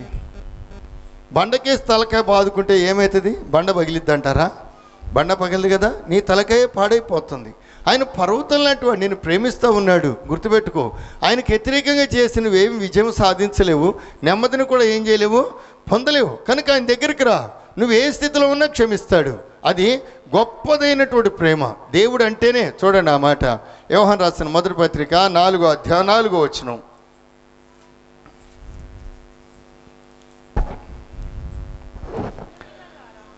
4వ అధ్యాయము 8వ వచనం. దేవుడు ప్రేమ స్వరూపి. చాలు, దేవుడు అంటేనే ఏంటిది? ప్రేమ. ఆయన మాటలో ప్రేమ కనపడుతుంది, ఆయన చూపుల్లో ప్రేమ కనపడుతుంది, ఆయన పలకరింపులో కూడా ఏం చేస్తుంది? ప్రేమ కనపడుతుంది. అందుకే ఎంత ఘోర పాపాత్ములైనా రమ్మని అన్నాడు. వచ్చిన వారు మేలు పొందినారు, రానటువంటి వారు రేపు ఏం చేస్తారు? ఉగ్రతకు గురవుతారు. ఒక స్త్రీ వచ్చి యేసు ప్రభు పాదముల మీద పడుతుంది. అందరికి ఎదుగుతూ ఉన్నారు, తరుముతూ ఉన్నారు, రాళ్ళు పట్టుకున్నారు, కేకలేస్తున్నారు. ఆ బిడ్డ ఎంతో వేగంగా పరుగులెత్తా ఉంది. యేసు ప్రభు ఒక ఇంట్లో ఉన్నాడు కనుక ఓ స్థలంలో ఉన్నాడు. ఆయన దగ్గరకు వచ్చి ఆయన పాదాల దగ్గర పడింది. అందరూ యేసు ప్రభు చుట్టూ చేరారు. మోషే ధర్మశాస్త్ర ప్రకారం కనుక ఏం చేయాలి అంటే, పాపం చేస్తుండగా పట్టబడినటువంటి స్త్రీని, పురుషుని రాళ్ళతో కొట్టి చంపమని బైబిల్ ధర్మశాస్త్రం చెప్తుంది. మరి నువ్వేమంటావు అంటే, యేసు ప్రభు ఏం చెప్పలేదంటే ఏంటి అర్థం? ఆయన మౌనే ఉన్నాడు. కనుక వాళ్ళు సతాయిస్తూ ఉన్నారు. చెప్పు నువ్వు పాపలను రక్షించడానికి వచ్చావు కదా, ఏం కొరకు నువ్వు బలైపోతావా? లేకపోతే ఏమను రక్షించి నువ్వు బలైపోతావా? లేదా అవును బలి కావించబడి రాళ్ళతో కొట్టమని చెప్పి నువ్వు దేవుడు కుమారుని కాదంటావా?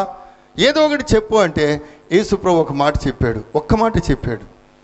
ఏమనంటే, మీలో పాపం లేనివాడు ఎవరైనా ఉంటే ఏం చేయొచ్చు? ఆమె మీద రాయవచ్చు అని క్రింద ఏమో రాసినాడు. ఒక మాట రాసి, గీతగా రాసి, బైబిల్లో అయితే లేదండి, దానికి అర్థం మనం ఏం చెప్పలేం, కానీ ఆయనకు మాత్రమే తెలుసు. ఏమి రాసినాడు అంటే అక్కడ ఒక మాట ఉంది. ఈయన ఏమి రాసినాడు అని చూస్తే ఆ రాత వీళ్ళ మనస్సాక్షిని ఏం చేసిందంట? గద్దించిందంట. అక్కడ రాయబడుతూ వచ్చింది, మనస్సాక్షి చేత గద్దించబడిన వారై, చిన్నలు మొదలుకొని పెద్దల వరకు రాళ్ళాడేసి ఏం చేసినారు? వెళ్ళిపోతూ వచ్చినారు. అంటే ఎందుకు వాళ్ళు రాయేయలేకపోయారు? వాళ్ళ మనస్సాక్షి చెప్తుంది, ఏమో బహిరంగ పాపి, మనం రహస్య పాపులం. నీ పాపం నీ భార్యకి తెలియట్లే, నీ పాపం నీ భర్తకి తెలియట్లే, నీ పాపం నీ తల్లిదండ్రులకు తెలియట్లే, నీ పాపం కనుక నీ స్నేహితులు తెలియట్లే, నీ పాపం నీ గ్రామస్తులు తెలియట్లే. ఎంతో కుయుక్తిగా జ్ఞానంతో నటిస్తూ సాగిపోతున్నావు. అయితే మనుషులకు తెలియకపోవచ్చు, దేవుడు చూస్తున్నాడు. అందుకే వాళ్ళు మనస్సాక్షి ఉంది వాళ్ళకి. అందుకు ఆ మీద రాయి వేయలే. మన పాపములు కూడా బయటపడితే మనం కూడా శిక్షకి ఏంటిది అర్హులమైన వెళ్ళిపోయినారు. మరి ఏమ సంగతి ఏం చేయాలా? యేసు ప్రభు తలెత్తి ఒక మాట అన్నాడు, చక్కటి పిలిచినాడు. మనం పిలవలేండి, మనం పిలవం. వాళ్ళలో ఏ లోపాలున్నా ఆ పేరు పెట్టే పిలుస్తాం, చెప్తూ ఉంటాం కూడా. పలాంది పలానోడు ఎట్టాటోడు తెలుసా, పలాంది ఎట్టాడు అని తెలుసా అని ఈ డైలాగులు వాడుతూ ఉంటారు. కానీ ఆ రక్షకుడైనటువంటి దేవుడు తలెత్తి చూసి అన్నాడు, అమ్మా ఎవరు నీకు శిక్ష విధించలేదా అంటే ఆ స్త్రీ చెప్పింది, ప్రభువా నాకెవరు శిక్ష విధించలేదు ప్రభు అంటే. ఆయన అన్నాడు, నేను కూడా నీకేం చేయను, శిక్ష విధించను. నేను కూడా నీకు శిక్ష విధించను అంటే అందులో అర్థం ఏంటంటే శిక్ష విధించే అధికారం నాకుంది, శిక్ష విధించగలను, కానీ నేను శిక్ష విధించను అంటే ఏం చేస్తున్నట్టు? క్షమిస్తున్నా. గుర్తుపెట్టుకో, క్షమిస్తున్నాడు ఆయన. ఈరోజు నువ్వు వచ్చినా నువ్వు ఇక్కడికే రావాలని కాదు, నువ్వు ఉన్న స్థలంలో మోకరించి యథార్థంగా నీ జీవితాన్ని ప్రభు దగ్గర ఒప్పుకుంటే తప్పకుండా నేను క్షమిస్తాడు, నీ హృదయంలో గొప్ప శాంతినిస్తాడు. ఈ దినాల్లో శాంతే కదా కావలసింది మానవునికి, సమాధానమే కదా కావలసింది, నెమ్మది కదా కావలసింది. డబ్బు ఇవ్వని నెమ్మది, స్నేహం ఇవ్వని నెమ్మది, ఉద్యోగం ఇవ్వని నెమ్మది, పదవులు ఇవ్వని నెమ్మది, కనుక సంపద ఇవ్వనటువంటి నెమ్మది దేవుడిస్తాడు. ఏమి లేకపోయినా నెమ్మది ఉంటే చాలంట. చూడండి, ఒక మాట అంటారు లోకంలో, ఐక్యతగా భార్యాభర్తలు ఐక్యత కలిగి ఉంటే వాళ్ళు ఇల్లు లేకపోయినా బ్రతుకుతారంట. వాళ్ళు ఐక్యత లేకుండా మంచి నివాసాలు కలిగి ఉన్న ఆ కుటుంబంలో ఏముండదు, సంతోషము ఉండదు. బ్రతికే దినదినము నిప్పుల కొలుముతోనే వారి కుటుంబం సాగిపోతూ ఉంటుంది. ఎందుకో తెలుసా? పాము ఉన్న ఇంట్లో, పాపం ఉన్న ఇంట్లో ఏముండదు. ఓ పాట ఉంది కదా, పాము జీవించు బిలములో పక్షి జీవించవిలగునా, పాము జీవించు బిలములో పక్షి జీవించవిలగునా, దుఃఖముతో నిండిన హృదయములో నెమ్మది చూడవిలగునా, దుఃఖముతో నిండిన హృదయములో నెమ్మది చూడవిలగునా, సిలువ చెంతకురా, సిలువ చెంతకురా సహోదరా, సిలువ చెంతకురా సహోదరి, సిలువ చెంతకురా. చూడండి, పాము జీవించే బిలములో ఏం జీవించదు? పక్షి జీవించదు. ఒకవేళ పామున్న స్థలంలోనికి పక్షి వెళ్తే ఏమవుతుంది? పాము దాన్ని పట్టేస్తుంది, చంపేస్తుంది, తినేస్తుంది. దుఃఖంతో నిండిన హృదయంలో ఏడ్చే వాళ్ళ దగ్గరికి వెళ్ళి ఒక పాట పాడమ్మా అని అంటే ఏమంటారు? ఇచ్చిడా అంటారు. అనరా? ఇచ్చిడా? మేము అసలే దుఃఖంలో ఉన్నాం, కష్టంలో ఉన్నాం అంటే దుఃఖంతో నిండిన హృదయంలో ఏం చూడలేము? నెమ్మదిని, శాంతిని, సమాధానాన్ని కనుక ఏం చేయలేరు? చూడలేరు. ప్రభు లేని జీవితం కూడా అంతే. అందుకే ఆయన నిన్ను ప్రేమిస్తూ ఉన్నాడు. ఇది ఏ ప్రేమ తెలుసా? అగాపే ప్రేమ అంటాడు. అంటే కొలతలేని ప్రేమ. దేవుని ప్రేమ కొలతలేని ప్రేమ. దేవుడు రక్షించడానికి వచ్చినాడు కనుక ఒక దినాన ఆయన మరలా రానే ఉన్నాడు. శిక్షకు గురి అయిపోతావు. ఎందుకు తెలుసా? పాపం చేసే ప్రతి వ్యక్తి శిక్షకు గురి అవుతాడు రేపు. అయితే పాపాలు క్షమించడానికి వచ్చినటువంటి సదవకాశాన్ని నువ్వు కానీ సద్వినియోగం చేసుకోకపోతే, ప్రభు వచ్చినాడు నీ కొరకు, ఆయన దగ్గరికి నువ్వు రాకపోతే రేపు శిక్షకు గురి అవుతావు. అబ్రహాం లింకన్ గారు ఓ మాట చెప్పాడంటే, ఓసారి ఆ శిక్ష పడిన జైలు దగ్గరికి జైల్లో ఉన్నటువంటి వాళ్ళ దగ్గరికి వెళ్ళి మాట్లాడుతూ ఉన్నాడంట. కనుక ఎందుకు అంటే వాళ్ళని విడిపించడానికి, వాళ్ళు యథార్థంగా పాపం ఒప్పుకుంటే వాళ్ళని విడిపించడానికి, తప్పు ఒప్పుకుంటే ఆ శిక్ష నుండి తప్పించడానికి, విడుదల చేయడానికి ఆయన వెళ్ళాడంట. మొదటి వాడిని అడిగినాడంట, అయ్యా నీకెందుకు ఈ శిక్ష పడింది, ఈ కారాగార శిక్ష ఎందుకు పడింది అంటే అంటాడంట, అయ్యా నేనే తప్పు చేయలేదయ్యా, నేనే తప్పు చేయలే, కానీ నన్ను కేసులో ఏం చేశారు, ఇరికిచ్చారయ్యా. ఒకరింటి ఒకడు ఏదో ఒక సాకులు చెప్తున్నారంట. మేము నిర్దోషులమయ్యా, కానీ ఎలా చేశారయ్యా, మేము ఏ పాపం చేయలేదా, ఎలా చేశారా, మా ఎదురింటి వాళ్ళకి కానీ పక్కమ్మటింటి వాళ్ళకి కానీ ఏ నష్టం చేయలేదయ్యా, కానీ మమ్మల్ని ఎలా ఇరికిచ్చారయ్యా అని ఎన్నెన్నో చెప్తున్నాడంట. చెప్తా ఉంటే ఒక వ్యక్తి మాత్రం అందులో ఒక వ్యక్తి అన్నాడంట, అయ్యా నేను శిక్షకు అర్హుడిని, నేను తప్పు చేశా, నేను మోసం చేశా, నేను అన్యాయం చేశా, ఒక కుటుంబాన్ని ఆర్చా, నేను ఈ శిక్షకి తగిన వాడిని, దయచేసి నన్ను ఏం చేయబాకండి, ఇక్కడ నుంచి ఏం చేయబాకండి, విడుదల చేయబాకండి, వద్దండి అయ్యా, నా బ్రతికినంతకాలం ఈ జైల్లోనే బ్రతికి ఎట్లా చచ్చిపోతాను అన్నాడంట. వీళ్ళందరూ ఏమన్నారు, తప్పు చేసి కూడా ఏం చేయలేదని చెప్తా ఉంటే ఇప్పుడు జార్జి ఆ వ్యక్తి ఆ అధికారి ఏమంటున్నాడంటే, ఈ నీతిమంతుల మధ్యలో ఈ పాపాత్ముడు ఉండకూడదు, కానీ ఈయన ఇంటికి పంపించేయండి అన్నాడంట. వీళ్ళంతా ఎవరు, వీళ్ళంతా నీతిమంతులు అంటే పాపం చేసి కూడా చేయలేదని చెప్పి దాపెట్టుకున్నారు, కప్పెట్టుకున్నారు. వీడు చేసిన పాపం ఒప్పుకున్నాడు. అందుకే బైబిల్ చెప్తుంది, అతిక్రమములు దాచిపెట్టువాడు వర్ధిల్లడు, వాటిని ఒప్పుకొని విడిచిపెట్టువాడు ఏం చేస్తాడు, కనికరం పొందుతాడు. ప్రియ సహోదరి సహోదరుడా, నువ్వు ఎక్కడున్నా ఏ స్థలంలో ఉన్నా దేవుడు నిన్ను మాత్రం ఏం చేస్తున్నాడు, ప్రేమిస్తున్నాడు. ఏ ప్రేమ అది? అగాపే ప్రేమ. అది కొలతలేని ప్రేమ, అది ఎవ్వరు వివరించలేని ప్రేమ. ఆ ప్రేమను రుచిస్తే నీ మతాన్ని విడిచిపెడతావు, నీ కులాన్ని విడిచిపెడతావు, నీ ఆచారాలు విడిచిపెడతావు, అన్నీ విడిచిపెడతావు. శ్రేష్టమైన చక్కటి మార్గంలో నువ్వు రాగలుగుతూ ఉంటావు. ఇది మతంలో చేర్చడానికి కాదు ఈ ప్రసంగం, మత మార్పిడి కాదు. మత మార్పిడి చేస్తే దానికి యేసు ప్రభు కూడా ఇష్టపడలేదు. మతం కాదు, మనస్సు మార్చే మాటలు ఇవి. మారాలి మనసే మారాలి. నువ్వు ఏ కులమైనా ఏ మతమైనా కనుక నీ జీవితం మార్చబడాలి. మనసు మార్చడానికి వచ్చినాడు కానీ కనుక ఇక్కడేమో బైబిల్ ఏముందంటే, అనేకులు తమ మతములో కలుపుకోవటానికి దేశమంతా చుట్టూ వస్తారంట. యేసు ప్రభు చెబుతున్నాడు, మతంలో కలుపుకోవాలా, మతంలో పోబాకు. మతం మత్తిస్తూ ఉంది, మతం రెచ్చగొడతా ఉంది, మతం నష్టం చేస్తూ ఉంది, మతం భావోద్రేకాన్ని పుట్టిస్తూ ఉంది. దయచేసి మతంలో ఏం చేయబాకండి, మరి చేరబాకండి. మరి మీరు చేసే ప్రసంగాలు ఏంటి అయ్యా అని నువ్వు మనసులో అనుకోవచ్చేమో.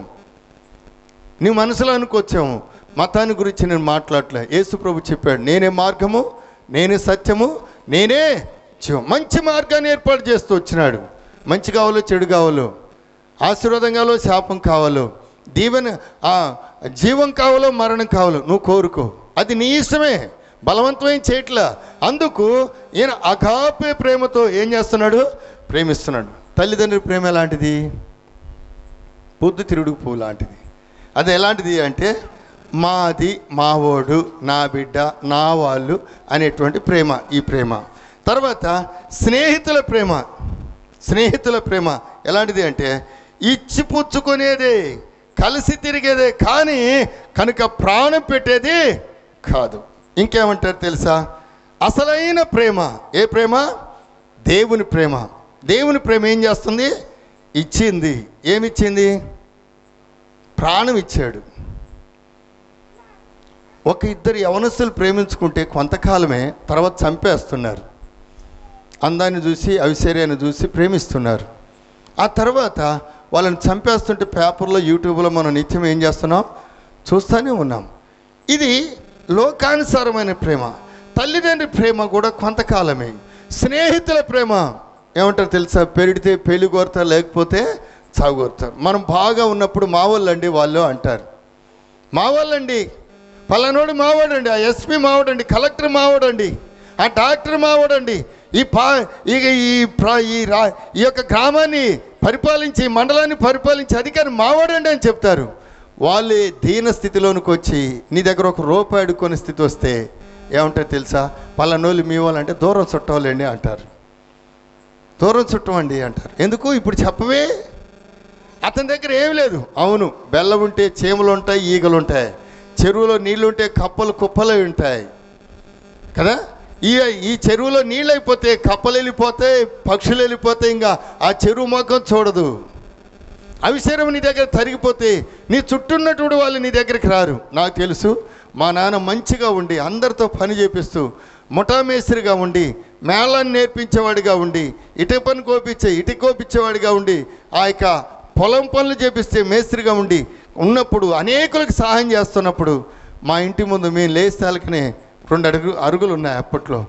ఆ ఇంటి ముందు ఆ చెట్టు ముందు చాలామంది వచ్చి కూర్చునేవాళ్ళు.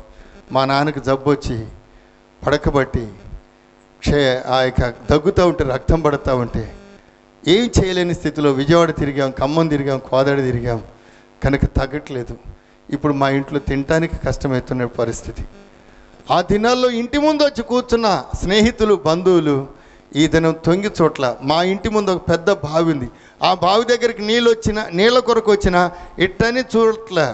ఒకవేళ మా నాన్న ఆ బయట ఆ చేతగాకపోయి కూర్చున్న ఆయన దగ్గరకు వచ్చి పలకరివ్వాల. అయిపోయి గాబ్రియల్ పలకరైపోయినంటే పలకరిస్తే 5 రూపాయలు 10 రూపాయలు అడుగుతాడు. ఏం చేయాలా? చూడండి, అదే చెప్తున్నా. బెల్లం ఉంటే ఈగలు వస్తాయి, చీమలు వస్తాయి. చెరువులో నీళ్ళు ఉంటే కప్పలు ఏమవుతాయి? కుప్పలుగా ఉంటాయి. ధనం ఉంటే అందరూ వస్తారు. కానీ ఇవన్నీ కాకుండా దేవుడు మా తండ్రి రక్షించాడండి. ఇప్పుడు అంటాడు గాబ్రియల్ మా వాళ్ళు అంటారు. ఎందుకు తెలుసా? ఆరోగ్యవంతంగా ఉన్నాడు, అనేక మంచి సలహాలు ఇవ్వగలడు, కనుక ప్రేమను చూపించగలడు. ఇది మానవ ప్రేమ. కానీ దేవుని ప్రేమ, నువ్వు రోగిస్తువిగా ఉన్నా, నీ దగ్గర ఏమీ లేకపోయినా, నీకు ఎలాంటి స్థితిగతి లేకపోయినా, అవిశర్యం లేకపోయినా దేవుడు నిన్ను ప్రేమిస్తూ ఉన్నాడు. లోకం అన్నీ ఉంటే ప్రేమిస్తుంది, దేవుడు ఏమి లేకపోయినా నిన్ను ప్రేమిస్తున్నాడు. నీ కొరకు ప్రాణం పెట్టాడు. ఏ ప్రేమ ఇది? కొలతలేని ప్రేమ. ఆ ప్రేమే వీళ్ళు రుచించారు. వీళ్ళకి వచ్చిన ఇబ్బందుల్లో, కనుక కష్టాల్లో కూడా దేవుడు కృప చూపించినాడు. నేను ఇంటికి వచ్చినప్పుడు అప్పట్లో చిన్న చుట్టుగుడిసే కదా. అక్క ఏమన్నా తెలుసా? నాయన ఇంట్లోకి రాగానే అన్న కొంచెం తల ఉంచుకొనిరా. ఎన్నోసార్లు ఆ దూలం తగిలింది నాకు, కనుక తల ఉంచుకొనిరా. కానీ దేవుడు దీన స్థితి నుండి ఏం చేసినాడు? లేవనెత్తినాడు. ఏమిచ్చినాడండి? దీనులను రక్షించే, కాపాడే దేవుడు, దీనులను ఆశీర్వదించే దేవుడు. కనుక ప్రభు దగ్గరికి రా. ఆయన నిన్ను కూడా విడిచిపెట్టట్లేదు. నువ్వు వేసే దుఃఖంలో ఉన్నా, బాధలో ఉన్నా, బలహీనతలో ఉన్నా, శ్రమలో ఉన్నా, చింతాక్రాంతిలో ఉన్నా, అనేక సమస్యలు గుండా వెళ్తున్నా, అదే చెప్తుంది బైబిల్. నీ భారము యెహోవా మీద మోపము, ఆయన నిన్ను ఏం చేస్తాడు? ఆదుకుంటాడు. కనుక ఆ దీపం ఉండగానే ఇల్లు చక్కబెట్టుకో. ఈ లోకం మనది ఏంటిది కాదు. ఈ లోకంలోనికి మనమేమీ తెలియదు. ఇల్లున్నా లేకపోయినా, అవిసరం ఉన్నా లేకపోయినా, ఆరోగ్యం ఉన్నా లేకపోయినా, కనుక ఒక దినాన ప్రతి ఒక్కడి లోకాన్ని విడవలసింది. ఉదయకాలం మా అల్లుడు ఫోన్ చేసినాడు. మామయ్య, గోవింద ప్రభులు వాళ్ళ బంధువులే మొత్తం, వాళ్ళ మేనత్తే, ఒకే కుటుంబం 6 ఇవాళ ఉదయకాలం ఏమైపోయారు? యాక్సిడెంట్లో చనిపోయారు. ఇంకా రాలే, శవాలు ఇప్పుడే వస్తున్నాయి. కొద్దిసేపటి తర్వాత వాట్సాప్ ఓపెన్ చేస్తే 4 యవనస్తులు ఇళ్ళ దగ్గర, కనుక ఎగ్జామ్స్లో పాస్ అయినటువంటి సంతోషంతో ఏదో చేద్దాం, ఏదో కొనుక్కుందామని పరిగెడుతూ ఉన్నారు బండి మీద వేగంగా. 4 ఒకేసారి బస్ కింద పడి చనిపోయారు. మరణము ఎటు నుంచి వస్తుందో తెలియట్లే, ఎలా వస్తుందో తెలియట్లే, ఎప్పుడు వస్తుందో, ఏ ఏజ్లో వస్తుందో తెలియట్లే, ఎక్కడికి వెళ్తావని. ఈ తాత్కాలికమైనటువంటి జీవితానికి ఇంత ఆతురత పడుతున్నావు, ఇంత ఆవేశపడుతున్నావు, ఇంత తొందరపడుతున్నావు. కనుక ఇక్కడి నుంచి ఏం తీసుకొని పోతావు? నీ పాపని అంట వస్తుంది, నీ నీతిని అంట వస్తుంది. కనుక పాపలను రక్షించడానికి ప్రభు అయిన యేసుక్రీస్తు ఈ లోకానికి ఏం చేస్తున్నాడు? వచ్చాడు. మనందరం పాపులే, మనందరి కొరకు వచ్చాడండి. ఎంత గొప్ప దేవుడండి. ఎవరైనా ఈ మాట చెప్పుంటే వాళ్ళని ఏం చేయొచ్చు? వెంబడించవచ్చు. దుష్ట శిక్ష రక్షణ అంటున్నాయి గ్రంథాలు. కానీ యేసుప్రభు అంటున్నాడు, పాపులను రక్షించడానికి నేనేం చేసినానో వచ్చాను. ఇంత ప్రేమమయుడిని కాదంటావా? ఈ గృహం ద్వారా వింటున్నావు కదా, ఎక్కడున్నా వింటున్నావు కదా. కనుక ఆయన దగ్గరికి వస్తే నీ జీవితంలో, నీ కుటుంబంలో నిజమైన నెమ్మదిని ఏం చేయగలుగుతా? చూడగలుగుతా. అటు కృప ఈ కుటుంబంలో ఇక్కడ చేరుకునే వారైతే, ఈ శబ్దాంతరం ద్వారా విన్నటువంటి వారైతేమి, కనుక దేవుడు అట్టి సమాధానములకు కారకులుగా ప్రభు ప్రతి ఒక్కరిని ఏం చేయనుగాక? సిద్ధపరచునుగాక. రండి ప్రార్థన చేస్తాం. చేయి ప్రార్థన చేయి.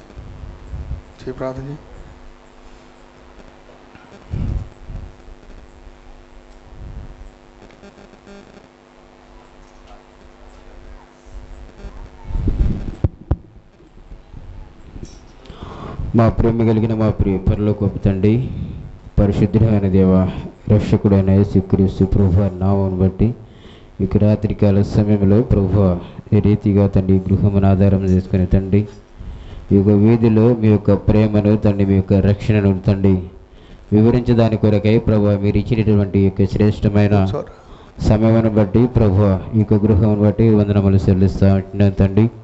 ప్రభువా ఈ దినము ఎంతోమంది ప్రభువా ధనమును ఆశించి ప్రభువా లోకానుసారమైనటువంటి ప్రభువా ఆశలు, తాత్కాలికమైనటువంటి కోరికల కొరకు ప్రభువా వారి యొక్క రక్షణను తండ్రి, వారి యొక్క ఆనందమును కోల్పోతున్నటువంటి విధానాన్ని ప్రభువా మీ దాసుల ద్వారా మీరు వివరిస్తూ వచ్చిన విధానాన్ని బట్టి వందనములు చెల్లిస్తూ ఉంటున్నాను తండ్రి. ప్రభువా యొక్క లైవ్ ద్వారా తండ్రి ఇక్కడ కూర్చున్న వారి ద్వారా ప్రభువా ఎందరైతే అటువంటి పరిస్థితుల గుండా వెళ్తూ వస్తున్నారో తండ్రి వారందరినీ ప్రభువా మీ యొక్క ప్రేమ ద్వారా తండ్రి, మీ యొక్క విలువైన రక్తం ద్వారా తండ్రి కడిగి విమోచించి వారి యొక్క పాపరోత బ్రతుకు నుండి తండ్రి వారిని విమోచించమని మీ యొక్క సన్నిధానంలో ప్రార్థన చేస్తూ ఉన్నాం తండ్రి. ఈ రీతిగా ప్రభువా ఎందరైతే ప్రభువా వారి యొక్క కుటుంబాల్లో తండ్రి రక్షణ లేక ప్రభువా వారి యొక్క గుడారాలలో తండ్రి రక్షణ గురించినటువంటి ఉత్సాహం లేక ప్రభువా ఎంతోమంది ప్రభువా వారి యొక్క ఆత్మహత్యలకు తండ్రి బలైపోతూ వచ్చినారు తండ్రి. అటువంటి వారిని మీరు దర్శించి ప్రభువా ఈ రీతిగా మీ యొక్క వాక్యపు వెలుగులో తండ్రి వారి యొక్క మనోనేత్రాలను వెలిగించి వారి యొక్క గృహములలో వారి యొక్క హృదయాలలో తండ్రి నిత్య సమాధానమును తండ్రి మీ యొక్క ప్రేమను ప్రభువా మీ యొక్క కృపను అనుగ్రహించి విమోచించమని మన సన్నిధిలో ప్రార్థిస్తూ ఉంటున్నాను తండ్రి. ఇతబడినటువంటి వాక్యాన్ని ప్రభువా మీరుగా నీరు కట్టి ఫలింప చేయమని ప్రార్థిస్తూ ఉంటున్నాను తండ్రి. మంచి నీళ్ళలో పడినటువంటి విత్తనము వలె తండ్రి యొక్క మీ యొక్క దాసుల ద్వారా విత్తబడిన వాక్యమును తండ్రి మీరు నిరంతరంగా ఫలింపచేసి ప్రభువా మీ నామని మహిమ తెచ్చుకుంటారని విశ్వసిస్తూ మా ప్రభువును మీ రక్షకుడైన యేసు నామములో ప్రార్థించి అడిగి వేడుకొనుచున్నాము తండ్రి. ఆమేన్. శ్రీ తండ్రి మరోసారి కుటుంబం కొరకు ప్రార్థన చేస్తున్నాం. సహోదరుడు వెంకటేశ్వరన్న, దీనక్క వారికి ఇచ్చిన కుమారుడు మహేష్ తన కుటుంబం కొరకు, స్పందన తన కుటుంబం కొరకు, మేఘన తన కుటుంబం కొరకు ప్రార్థన చేస్తున్నాం. బిడ్డలను మీరు కనికరించండి, వారి కుటుంబాలను దీవించండి. బిడ్డలందరికీ కావలసిన ఆరోగ్యం ఇచ్చి బలపరచండి. కీర్తనలో కూడా మీరు దయ చూపించి గొప్ప రక్షణ ఇచ్చి తను కూడా పరిపూర్ణంగా మీపై ఆధారపడేటువంటి జీవితం అనుగ్రహించినందుకు స్తోత్రాలు. ఆ బిడ్డ భవిష్యత్తులో కూడా తోడ్పడండి. ఈ కుటుంబాన్ని నిండాలుగా దీవించండి. ఇక్కడ చేరుకున్న ప్రతి ఒక్కరిని, వెలుపల మీ మాటలు ఆలకించిన ప్రతి ఒక్కరిని, ఈ లైవ్ ద్వారా వీక్షించిన ప్రతి ఒక్కరిని కూడా మీరు ఆశీర్వదించమని మీ పాదాలు పట్టుకుంటున్నాం తండ్రి. మా యొక్క గ్రామాన్ని కూడా కనికరించండి. మా గ్రామ ప్రజలందరూ దీవించబడినట్లుగా తండ్రి దయ చూపించమని ప్రార్థిస్తున్నాం తండ్రి. సహాయం మా గ్రామ అధికారులకు కూడా కనికరించండి. మా దేశాన్ని పరిపాలిస్తున్న అధికారులకు కూడా చక్కటి జ్ఞానం ఇస్తురండి. వారికి కావలసిన ఆరోగ్యం ఇచ్చి బలపరచండి. సరైన విధానంలో పరిపాలన చేయగలటకు, సమాధానం దేశంలో కలిగించేవారుగా ఉండుటకు సహాయం. రానైన కాలం ఎలక్షన్లో ప్రభువా మీకు ఇష్టమైన ప్రభుత్వాన్ని నిలిపి మీరే మహిమ పొందమని ప్రార్థన చేస్తాం. మోకరించిన ఇక్కడ వెలుపల మోకరించిన బిడ్డలందరినీ దీవించమని కోరుతూ స్తుతిస్తూ ఈ కుటుంబాన్ని కూడా దీవించమని యేసుక్రీస్తు నామములో స్తుతించి ప్రార్థించి వేడుకొంచున్నాం తండ్రి. ఆమేన్. యేసు తన రక్తధారలతో నిరక్షణకై నిలచెను యేసు తన రక్తధారలతో కడుగును నిల్లు క్షమించును కడుగును నిల్లు వడిగా ఇచ్చిన మల్లే నామములో పరలోకములో నేడే వ్రాసియుచు నామములో పరలోకములో నేడే వ్రాసియుచు